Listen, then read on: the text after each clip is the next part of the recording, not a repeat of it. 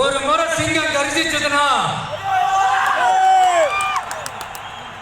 அந்த சவுண்ட்ல ஒரு 8 கிலோமீட்டருக்கு சும்மா அதிரும், எல்லா திசைகளும் அதிரும். அப்படிப்பட்ட அந்த சிங்கம் வேட்டைக்கு மட்டும்தான் வெளியில வரும், வேடிக்கை பார்க்கறதுக்கெல்லாம் வெளியில வரும்.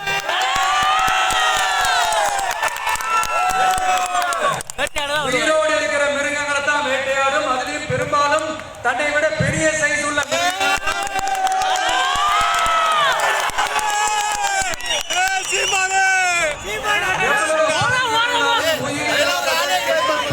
தொட்டு கூட பார்க்க. அப்படிப்பட்ட அந்த சிங்கம் அவ்வளவு ஈஸியா எதையும் தொடாது, தொட்டா விடாது. காட்டோட 4 பக்கமும் மார்க்கிங் மை டெரிட்டரி தன்னுடைய பவுண்டரியை தானே வகுக்கும். அப்படிதான் அந்த காட்டையை தன்னோட கண்ட்ரோல்ல வச்சிருக்கும்.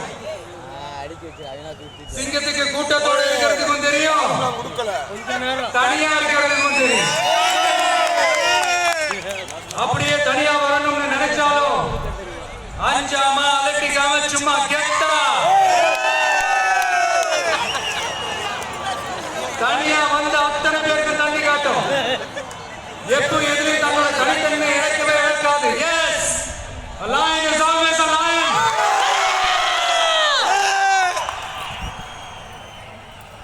There are so many jackals and other animals in the forest, but there will be only one lion. And even if it is single, it will be the king of jungle. It is not only a description but also a clear declaration. சிங்கத்தை பத்தி பேசிட்டு நம்ம சிங்க குட்டிகளையும் சிங்க பெண்களையும் பத்தி நம்ம பேசாம இருக்க முடியுமா? அவங்களை எப்படி நான் மறப்பேன்? அவங்கள என்னுடைய உயிராச்சு, என் நெஞ்சில் குடியிருக்கு.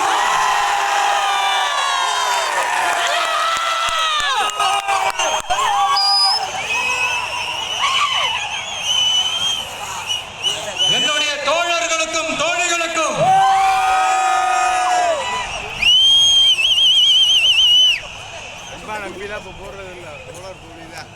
நேர்ல வர முடியாத சூழல்ல வீட்டுல இருந்துகிட்டே நம்மளுடைய இந்த மாநாட்டுல நேரலை வாயிலாக கலந்துகிட்டு இருக்கிற என்னுடைய அம்மாக்கள், அக்கா தங்கைகள்,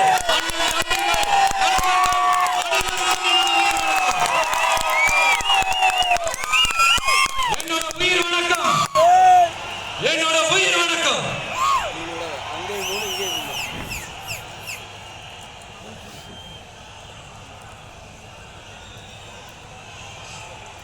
வீரம் விளையும் மாமதுரை மண்ணை வணங்கி இந்த மதுரைனாலே உடனே ஞாபகத்துக்கு வருது சீறி பாஞ்சி துள்ளி குதிக்கிற யாருக்கும் அடங்காத காளைகள் விளையாடுற அலங்காநல்லூர் ஜல்லிக்கட்டுதான். நம்ம வைகை ஆறுதான் அழகர் ஆத்துல இறங்குற வைபவம்.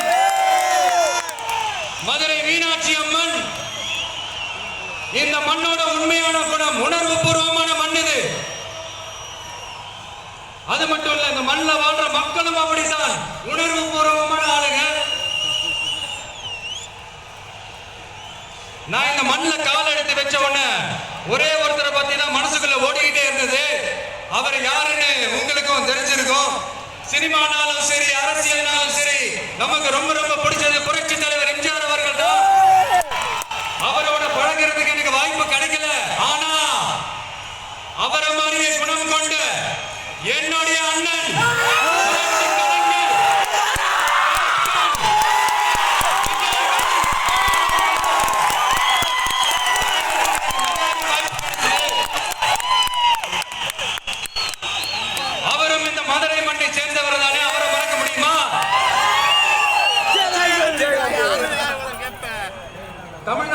மக்கள் உணர்வுபூர்வமா உண்மையா நம்ம பக்கத்திலே நிக்கிறவங்க, அதுக்கு ஒரு மிகப்பெரிய அடையாளம் தான் இந்த மதுரை மண்.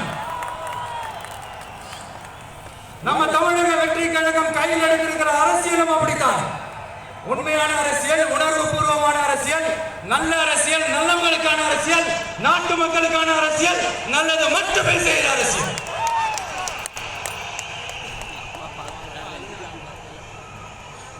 இதோ நம்மளுடைய இந்த இரண்டாவது மாநில மாநாடு வாகை சூடும் வரலாறு திரும்புகிறது. அப்படி இந்த மாநாட்டுக்கு பேர் வச்சிருக்கிறோம். 1977 நம்ம தமிழக அரசியல் ஒரு மிகப்பெரிய ஆட்சி அதிகார மாற்றங்கள் ஒண்ணு நடந்துச்சு இல்லையா? அதே மாதிரிதான் அடுத்த வருஷம் 2026 அப்படி ஒரு வரலாறு திரும்ப போகுதுன்னு உறுதியா சொல்றதுக்கான மாநாடு தான் நம்மளுடைய இந்த இரண்டாவது மாநில மாநாடு. விக்கிரவாண்டி வீசாலையில நம்மளுடைய ஃபர்ஸ்ட் மாநாடு நடத்துறோம். அதுக்கப்புறமே நீங்க பார்த்திருப்பீங்க, தமிழக அரசியல் அந்த தட்பவெப்பத்தையே மாத்திடுச்சு. நமக்கு எதிராக எத்தனை குரல்கள். ஆனா உங்களுக்கு தான் நம்மளை பத்தி நல்லா தெரியுமே. எந்த குரலையும் காதலியா போட்டுக்காம மக்களோட குரலை மட்டுமே கேட்டுக்கிட்டு நமக்கு எதிராக வர அத்தனை கூக்குரல்களையும் சின்னதா ஒரு சிரிப்போடவே கடந்து வந்திருக்கிறோம். அது இல்லாம நம்ம மாநாட்டில் ஒலிக்கிற இந்த குரல் இந்த ஒற்றை தமிழ் மகனோட குரல் மட்டுமல்ல, ஒட்டுமொத்த தமிழ்நாட்டு மக்களுடைய குரல். தமிழ்நாட்டில் இருக்கிற ஒவ்வொரு வீட்டில இருந்தும் ஒலிக்கிற குரல், ஒட்டுமொத்த உலகெங்கும் வாழும் ஒவ்வொரு தமிழ் வீட்டில் இருந்தும் இயங்கும் குரல். இந்த சினிமா என்கிற மாபெரும் கலையகத்தின் வாயிலாக சாதி, மதம், இனம், பாலினம், மொழி கடந்து இந்த நாட்டின் மூளை முடுக்கெங்கும் ரசிகர்களாக இருந்த தோழர்களாக நம்மோடு பயணிக்க துவங்கியுள்ள அனைவரோடும் இணைந்த ஒவ்வொரு மனிதனுக்காக ஒழிக்கிற உரிமை குரல். மாநில உரிமைக்காக, பெண் உரிமைக்காக, சமூக நீதிக்காக, சமநீதிக்காக, மதச்சார்பின்மைக்காக உண்மையா ஒழிக்கிற குரல். அதனால இந்த குரலுக்கு எதிராக இன்னும் இன்னும் எத்தனை குரல்கள் வந்தாலும் ஓங்கி ஒழிக்குமே தவிர ஒரு நாளும் போயவே போயாது. Yes, it is an unstoppable voice, an unstoppable force.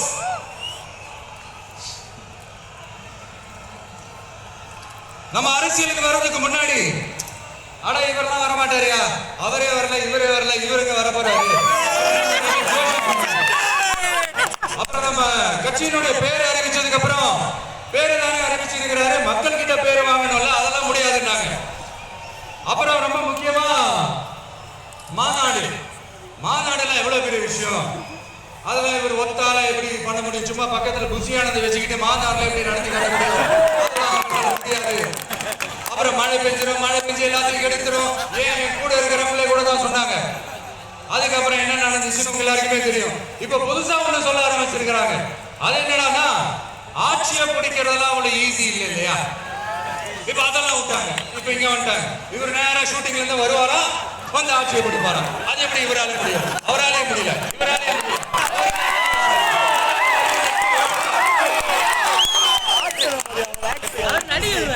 இன்னொரு பக்கம் கூட்டம் ஓகேதான், அது எப்படி ஓட்டாம? இப்படி கதை, திரைக்கதை, வசனம், இயக்கம், பாடல்கள்,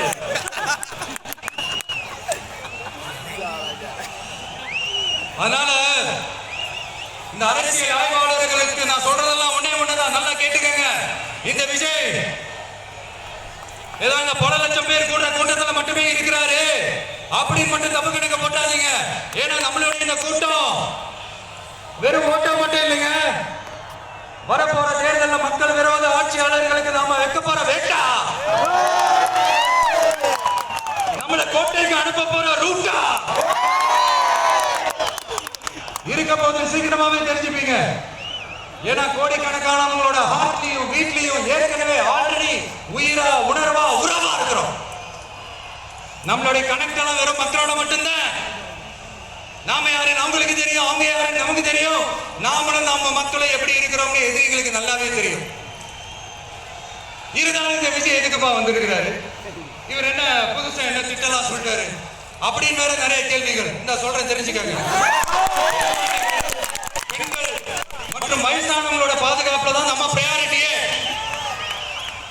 அடுத்து இளைஞர்கள், உழவர்கள், உழைப்பாளர்கள், நெசவாளர்கள், மீனவர்கள், ஆதரவற்ற முதியோர்கள், மாற்றுத்திறனாளிகள், மூன்றாம் பால் இணைத்தவர்கள், இன்னும் இங்க யாருக்கெல்லாம் கவர்மெண்டோட ஒரு ஸ்பெஷல் அட்டென்ஷன் தேவையோ அவங்க எல்லாருக்குமான ஒரு கவர்மெண்ட் அமைக்கிறது தான் நம்ம இலக்கு.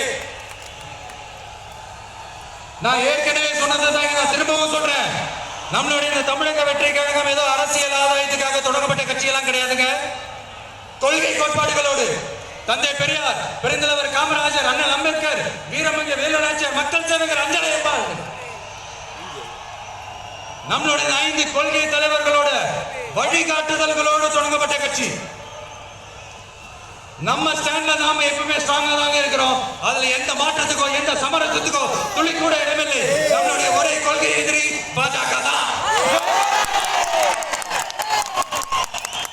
நம்மளுடைய ஒரே அரசியல் எதிரி திமுக தான். நம்மளுடைய ஒரே கொள்கை எதிரி, நம்மளுடைய ஒரே அரசியல் எதிரி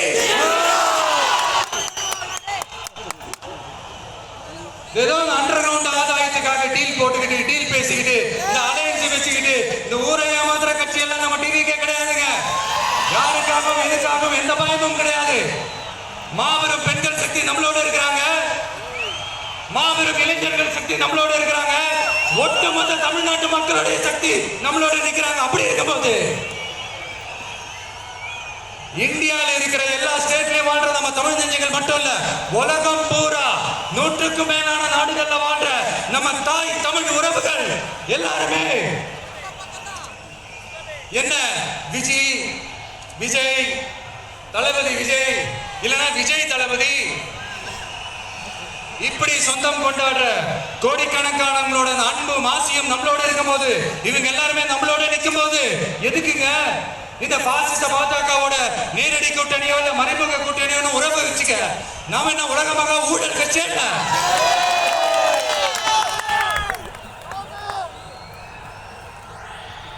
நம்மளை பத்தி சின்னதா ஒரு உண்மை ஒண்ணு சொல்லலாமா? என்னடா இவர் வாயால் இப்படி சொல்றாருன்னு யாரும் தவறா நினைச்சுக்க வேணாம். ஏன்னா இது ஒரு விதத்துல ஒரு ஃபேக்டும் கூட. அதனாலதான் நான் சொல்லணும்னு ஆசைப்படுறேன். நம்ம யார் தெரியும்ல? நாம எல்லாருமே சொல்றோம். நாம யார் தெரியும்ல? இந்தியாவின் மாபெரும் மக்கள் சக்தி கொண்ட ஒரு மகத்தான வெகுஜன மக்கள் படை.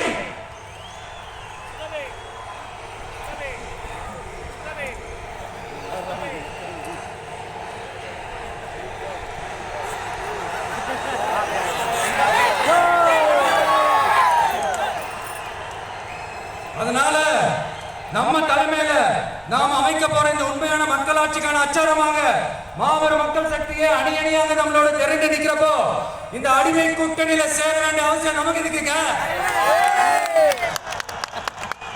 நம்மளுடைய இந்த கூட்டணி சுயமரியாதை கூட்டணியால இருக்காது, சுய மரியாதை கூட்டணியால இருக்கும். இந்த ஒரு பக்கம் ஆர்எஸ்எஸ் கிட்ட அடிபணிச்சுக்கிட்டு இன்னொரு பக்கம் மதச்சார்பற்ற கூட்டணின்னு இந்த மக்களை ஏமாத்துற கூட்டணியால நம்ம கூட்டணி இருக்காது.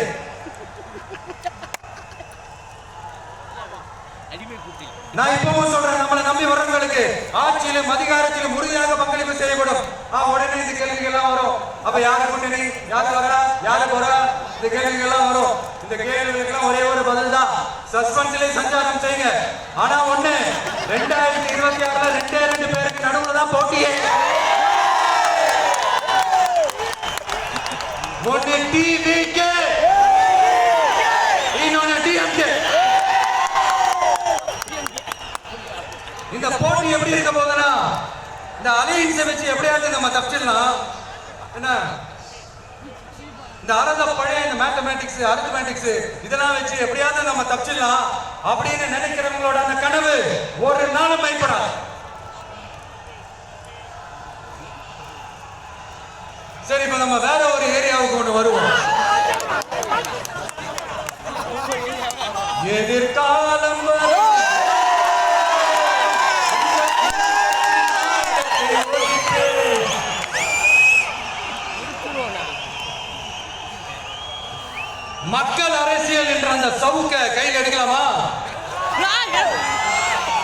யாருக்கு எதிரானு தானே கேட்கிறீங்க? வேற யாரு? மறைமுக உறவுக்காரர்களான பாசிச பாஜகவும் பாய்சன் திமுகவும் தான். மாண்புமிகு பிரதமர் நரேந்திர மோடிஜி அவர்களே 3வது முறையா ஒன்றியத்தோட ஆட்சி அதிகாரத்தை நீங்க தானே கையில வச்சிருக்கிறீங்க. இல்ல நாங்க தெரியாம தான் கேட்கிறோம். நீங்க ஆட்சிக்கு வந்தது ஒட்டுமொத்த மக்களுக்கும் நல்லது செய்யவா, இல்ல நம்மளுடைய இந்த இஸ்லாமிய நண்பர்களுக்கும் இஸ்லாமிய தோழர்களுக்கும் எதிராக சதி செய்யவா? மக்களுக்கு உங்ககிட்ட கேட்கறதுக்குன்னு ஏராளமான கேள்விகள் இருக்குது. அதனால அவங்க சார்பா அவங்கள ஒருத்தனா அவங்களோட ஒரு உண்மையான ஒரு பிரதிநிதியா உங்ககிட்ட சில கேள்விகள் கேட்கணும். மிஸ்டர் பிரைம் மினிஸ்டர் அவர்களே, நம்ம தமிழ்நாட்டு மீனவர்கள் கிட்டத்தட்ட ஒரு 800 பேருக்கு மேல இலங்கை கடற்படையால தாக்கி அழிக்கப்பட்டிருக்கிறாங்க. அதை கண்டிக்கிறதுக்காக உங்களை பெருசா எதுவும் செய்ய சொல்லல. சின்னதா ஒண்ணே ஒண்ணு மட்டும் செஞ்சு கொடுங்க. இனிமேலாச்சும் எங்களுடைய மீனவர்கள் பாதுகாப்பா இருக்கிறதுக்காக இந்த கச்சத்தீவை இலங்கை கிட்ட இருந்து மீட்டு கொடுத்துருங்க. அது போதும்.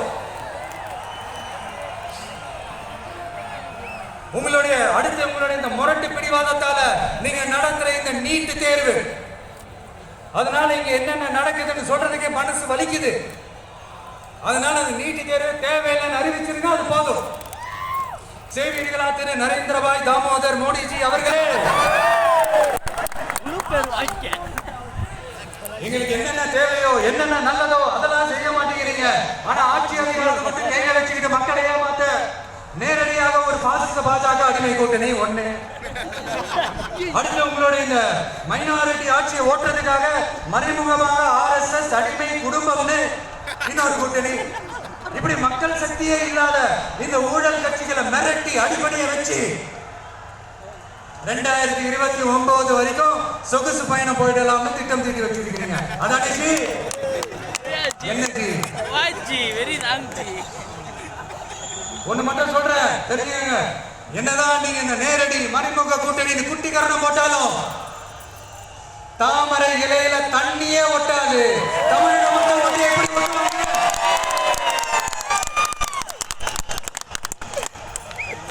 இங்க ஒரு எம்பி சீட்டு கூட தரலன்றதுக்காக தமிழ்நாட்டுக்கும் தமிழ்நாட்டு மக்களுக்கும் எதுவுமே செய்யாம ஓரவஞ்சனை செய்யுது இந்த ஒன்றிய பாஜக அரசு. சங்கம் வச்சு தமிழ் வளர்த்த மண் இந்த மதுரை மண்.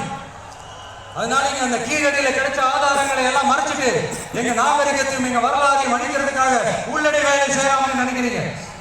தமிழ்நாட்டை தொட்டு என்ன நடக்கும் நீங்க பல உதாரணங்கள் இருக்குது. அதனால இதையெல்லாம் மறைச்சிட்டு எங்க மக்களை ஏமாத்திக்கலாம்னு மட்டும் நினைக்காதீங்க. மத நல்லிணக்கத்திற்கு பெயர் பெற்ற இந்த மதுரை மண்ணிலிருந்து சொல்றேன், உங்க எண்ணமெல்லாம் ஒரு நாளுக்கு இடேறாது.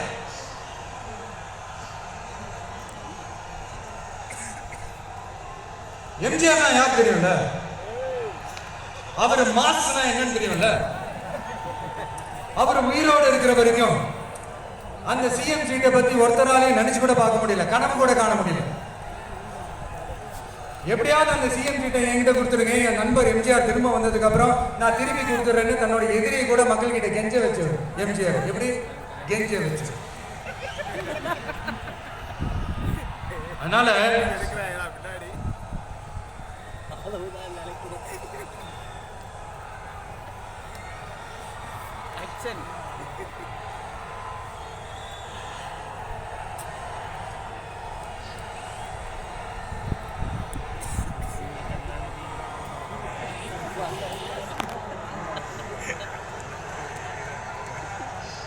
அப்படி லைட்டா சைலண்டா அவனை பேசவே கூடாது. அவனை தட்டிட்டு சொல்லாம சொல்லிட்டு இப்போ அவர் ஆரம்பிச்ச அந்த கட்சியை, எம்ஜிஆர் அவர்கள் ஆரம்பிச்ச அந்த கட்சியை கட்டி காக்கிறது யாரு? இன்னைக்கு அந்த கட்சி எப்படி இருக்குது அதை நான் சொல்லிதான் உங்களுக்கு தெரியுமான்னு அப்பாவி தொண்டர்கள் அதை வெளியில சொல்ல முடியாம வேதனையில தவிக்கிறாங்க. 2026 சட்டமன்ற தேர்தலில் யாருக்கு ஓட்டு போடணும், எப்படிப்பட்ட ஆட்சி அமையணும்னு அந்த அப்படித்தக்க அந்த தொண்டர்களுக்கும் ரொம்ப நல்லாவே தெரியும். அதனால என்ன வேஷம் போட்டுக்கிட்டு பாஜக இங்க தமிழ்நாட்டுக்குள்ள வந்தாலும் அவங்க வெத்தை எல்லாம் நீங்க வேலைக்கே ஆகாது. இப்படி பொருந்தா கூட்டணியா இந்த பாஜக கூட்டணி இருக்கிறதுனால இப்ப ஆட்சியில இருக்கிற இந்த வெற்றி விளம்பர மாடல் திமுக என்ன செய்யுதுன்னு தெரியும்ல? பாஜகவோட உள்ளுக்குள்ள ஒரு உறவை ஒன்று வச்சுக்கிட்டு வெளியில எதிர்க்கிற மாதிரி அப்படியே எதிர்க்கிற மாதிரி ஒரு டிராமா ஒன்று பண்ணிக்கிட்டு எதிர்கட்சியா இருந்தா போங்க மோடின்னு பலன் விடுறது, ஆளுங்கட்சியா இருந்தா வாங்க மோடின்னு கொடை பிடிச்சுக்கிட்டு கும்பிடு போடுறது. இது மட்டுமா? ஒரு ரைடர் ஒன்று வந்துட்டா போதும், இது வரைக்கும் போகவே போகாத ஒரு மீட்டிங், அதை காரணம் காட்டி டெல்லிக்கு போறது, அங்க ஒரு சீக்கிரட் மீட்டிங் நடந்துட்டு. நல்லா நோட் பண்ணணும் மக்களே, அந்த மீட்டிங் அப்புறம் இந்த இஷ்யூ அப்படியே காணாம இருக்குமே. அதேதான் ஸ்டாலின் அங்கிள்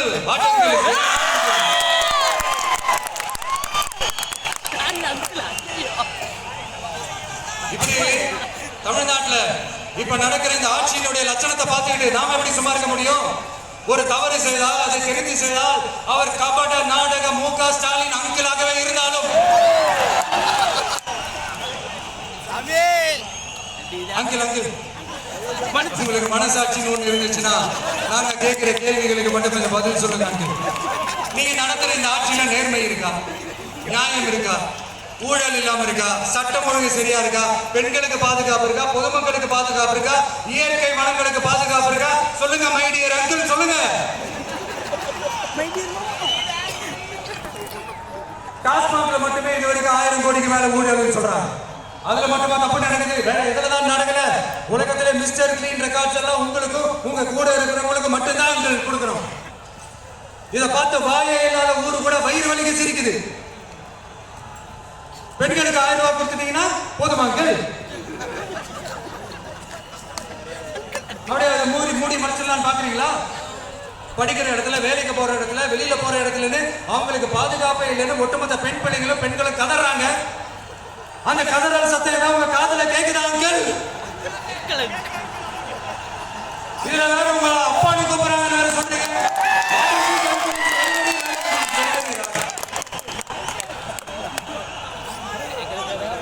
பெண்களுக்கு மட்டுமா பொய் வாக்குறுதி கொடுத்து ஏமாத்துறீங்க? அரசு ஊழியர்கள், ஆசிரியர்களை ஏமாத்துறீங்க, விவசாயிகளை ஏமாத்துறீங்க, பரந்தூர்ல பாதிப்பே வராதுன்னு சொல்லி ஏமாத்துறீங்க, மீனவர்களை ஏமாத்துறீங்க, போதைப் பொருள் கலாச்சாரத்தை ஒழிக்காம ஏமாத்துறீங்க. ஐயோ வெரி வெரி கஷ்டம், வெரி வெரி கஷ்டம். எப்படி கேட்டாலும் இவங்க கிட்ட இருந்து எந்த பதிலும் வர போறதில்லை. ஏன்னா இருந்தா தானே. இப்ப ஆட்சியில இருக்கிற நம்மளுடைய அங்கிள் பதில் சொல்றது இருக்கட்டும். மக்களை நீங்க சொல்லுங்க, நீங்க உண்மையை சொல்லுங்க. செய்வோம் செய்வோம் செய்வோம் செய்வோம்னு சொன்னாங்களே, சொன்னதெல்லாம் செஞ்சாங்களா? சொன்னதெல்லாம் செஞ்சாங்களா? சத்தமா சத்தமா மை டியர் அங்கிள், கேக்குதா? மக்களோட சத்தம் கேக்குதா? இது வெறும் சாதாரணமான முழக்கம் தான். கூடிய சீக்கிரம் மக்களை போய் சந்திக்க போறேன், அவங்களோட மனசு விட்டு பேச போறேன். அதுக்கப்புறம் இந்த சாதாரணமான முழக்கம் இடி முழக்கமா மாறும். அத்தோட நிக்காது. அந்த இடி முழக்கம் தமிழ்நாட்டோட போர் முழக்கமா மாறும். அந்த போர் முழக்கம் அவங்களை ஒரு நிமிஷம் கூட தூங்க விடாது. நடக்குதா இல்லையான்னு பாருங்க. என்னடா இவன் இவ்வளவு ஸ்ட்ராங்கா சொல்றானேன்னு பாக்குறீங்களா? எல்லாரும் கட்சி ஆரம்பிச்சதுக்கு அப்புறம் தான் ஒவ்வொரு வீட்டுக்குள்ளேயும் போறதுக்கு ட்ரை பண்ணுவாங்க. ஆனா நாங்க அப்படி இல்லை. ஒவ்வொரு வீட்டுக்குள்ளேயும் போனதுக்கு அப்புறம் தான் கட்சியவே ஆரம்பிச்சிருக்கோம்.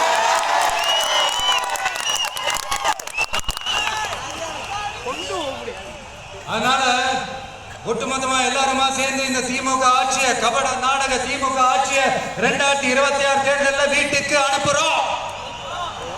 வீட்டுக்கு அனுப்புறோம். என்ன நண்பா, சரிதானே? என்ன நம்பி சேவீர்கள் தானே?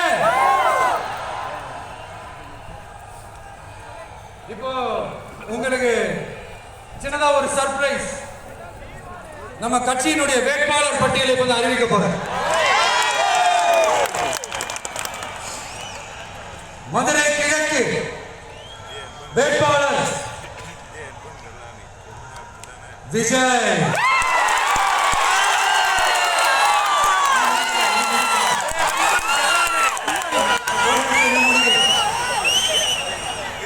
மதுரை மேற்கு வேட்பாளர் விஜய். மதுரை மத்தி வேட்பாளர் விஜய். மதுரை தெற்கு வேட்பாளர் விஜய். மதுரை வடக்கு வேட்பாளர் விஜய். மேலூர் விஜய். சோழவந்தான் விஜய். திருப்பரங்குன்றம் விஜய்.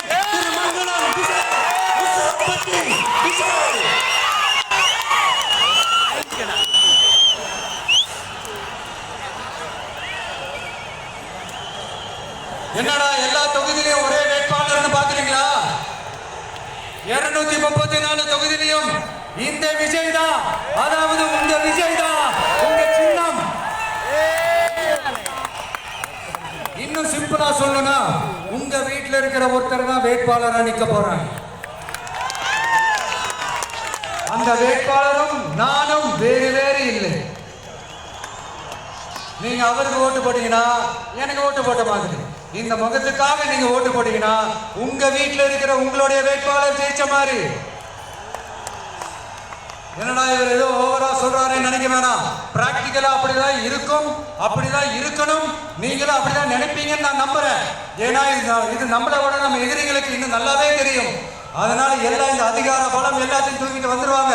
வரட்டும், பாத்துக்கலாம். TVK will take it, TVK will meet it, TVK will compete with it, and TVK will conquer it. TVK will conquer it.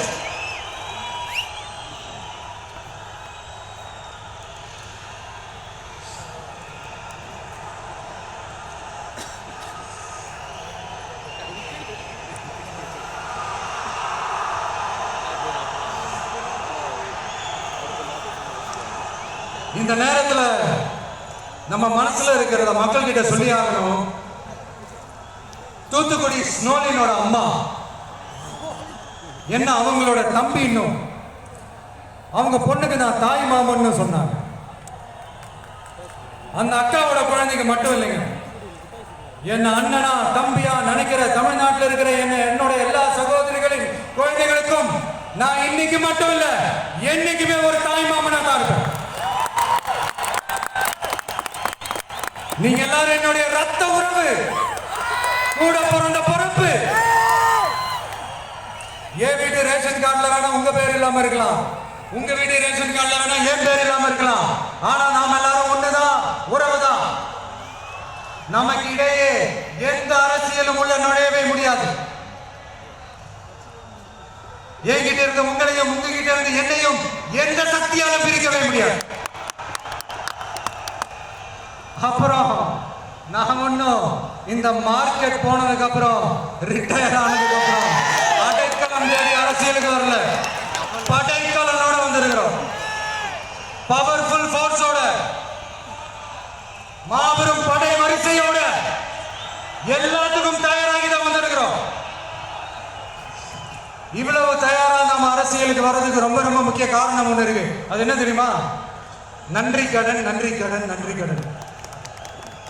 கிட்டத்தட்ட ஒரு 30 வருஷமா, 30 வருஷத்துக்கு மேல நீங்க தான், நம்ம மக்கள் தான் என் கூட நிக்கிறீங்க, எனக்காக நிக்கிறீங்க, என்னை தாங்கி பிடிக்கிறீங்க, மனசுல ஏந்தி பிடிக்கிறீங்க, தாய் அன்போட மடியில ஏந்திக்கிறீங்க. உண்மையை சொல்லணும்னா வேற யாரை விடவும் எனக்கு இந்த அன்பையும் ஆதரவையும் கொடுத்திருக்கிறீங்க. என் மேல உயிரையே வச்சிருக்கிறீங்க. என்ன உங்க வீட்டுல ஒருத்தனாவே ஆக்கிட்டீங்க. நீங்க எனக்கு கடவுள் கொடுத்த வரம்.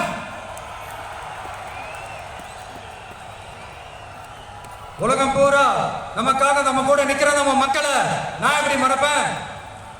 நான் என் லைஃப்ல ரொம்ப உயிரா நினைக்கிறது பெண்களை, குழந்தைகளை, இளைஞர்களை, உழைக்கிற மக்களை தான். இவங்க தான் நம்மளோட வகைரா. இதை பார்த்துதான் நம்மளோட எதிரிகளுக்கு பத்தி எரியுது. அதுக்காக நாம என்ன செய்ய முடியும்? அதனால நம்ம உறவுகளை, சொந்தத்தை, வகைராவை யாருக்காகவும் எதுக்காகவும் விட்டு கொடுக்க முடியாது இல்லையா? Here at this moment among this August gathering, I want to open my heart and say I enjoy people, I respect people, I worship people.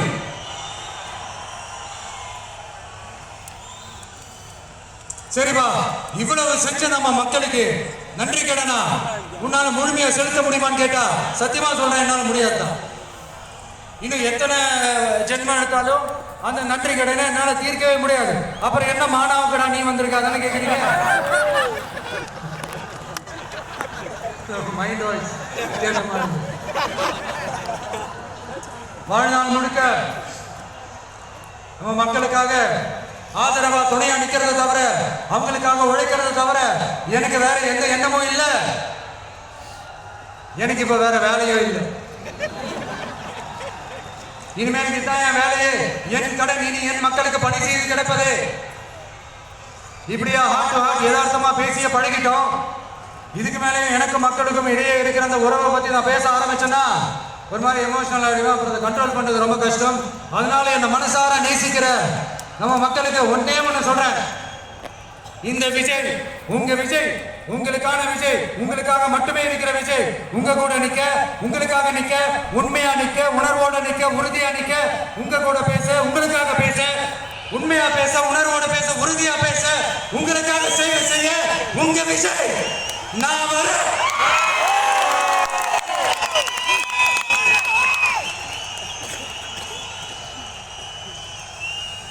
சொல்லல முக்கியம், செயல் செயல் செயல் தான் முக்கியம். செய்கைதான் சும்மா சிறப்பா இருக்கணும். இந்த ஆட்சிக்கு வந்தனா சும்மா அது செய்வேன், இது செய்வேன், நல்லது செய்வேன், உருட்டுவேன், புரட்டுவேன், அதெல்லாம் கிடையாது. செய்யறதுக்கு நல்லது செய்யறதுக்கு மட்டும் தான் இந்த விஷயம். அப்புறம் ஒரு அரசியல் தலைவன் அவன் சினிமாக்காரனா, நல்லவனா, கெட்டவனா, இதெல்லாம் தாண்டி அவன் உண்மையானவனா, அதுதான் ரொம்ப ரொம்ப முக்கியம். இது சம்பந்தமா ஒரு குட்டி கதை ஒன்று சொல்றேன். ஒரு நாட்டுல ஒரு ராஜா தனக்கு பக்கபலமா இருக்கிறதுக்காக, கூட துணையா இருக்கிறதுக்காக ஒரு தளபதியை தேடுறாரு. சரியான தகுதிகளோட ஒரு 10 பேர் செலக்ட் ஆகுறாங்க. ஆனா அதுல ஒருத்தர் மட்டும் தான் செலக்ட் பண்ணணும். அதனால அந்த ராஜா என்ன பண்றாருன்னா ஒரு டெஸ்ட் வைக்கிறாரு. அந்த 10 பேர் கையிலையும் விதை நெல்லை கொடுத்து இதை நல்லா வளர்த்து கொண்டு வாங்க, ஒரு 3 மாசம் கழிச்சு வாங்கன்னு சொல்லி அனுப்பி வச்சிடுறாரு. 3 மாசம் கழிச்சு வரும்போது அதுல ஒருத்தர் ஆளு உயரத்துக்கு வளர்த்திருந்தாரு, ஒருத்தர் தோடு உயரத்துக்கு வளர்த்திருந்தாரு. அதுல ஒரு 9 பேரும் நல்லா வளர்த்து கொண்டு வந்திருந்தாங்க. ஒருத்தர் மட்டும் வெறுத்தொட்டியோடவே வந்தாரு. என்னன்னு கேட்டதுக்கு, நானும் தண்ணி ஊத்தி ஊத்தி பாக்குறேன், உரம் வச்சு பாக்குறேன், வளரவே மாட்டேங்குது ராஜா, என்ன பண்றதுன்னு தெரியலன்னு சொன்னதுக்கு ராஜா அவரை கட்டி அணைச்சிக்கிட்டு, இனிமே நீதான் என்னுடைய தளபதி, எல்லா அதிகாரமும் உனக்குதான் சொன்னாரு. ஏன்னா அந்த 10 பேர் கையிலையும் ராஜா கொடுத்தது அவித்த விதைகள், அது முளைக்கவே முளைக்காது. அந்த 9 திருட்டு பயல என்ன பண்ணிருக்காங்கன்னா வேற விதை நெல்லை வாங்கி அதை வளர்த்துட்டு ராஜாவையும் மக்களையும் ஏமாத்திருக்கிறாங்க. ஆனா இவர் மட்டும் உண்மையை போட்டு உடைச்சிட்டார். அதனால ஒரு நாட்டுக்கு திறமை எந்த அளவுக்கு முக்கியமோ அந்த அளவுக்கு உண்மையும் நேர்மையும் முக்கியம். இப்போ நீங்க எல்லாரும் தான் அந்த ராஜா. நீங்க தேர்ந்தெடுக்க போற அந்த தளபதி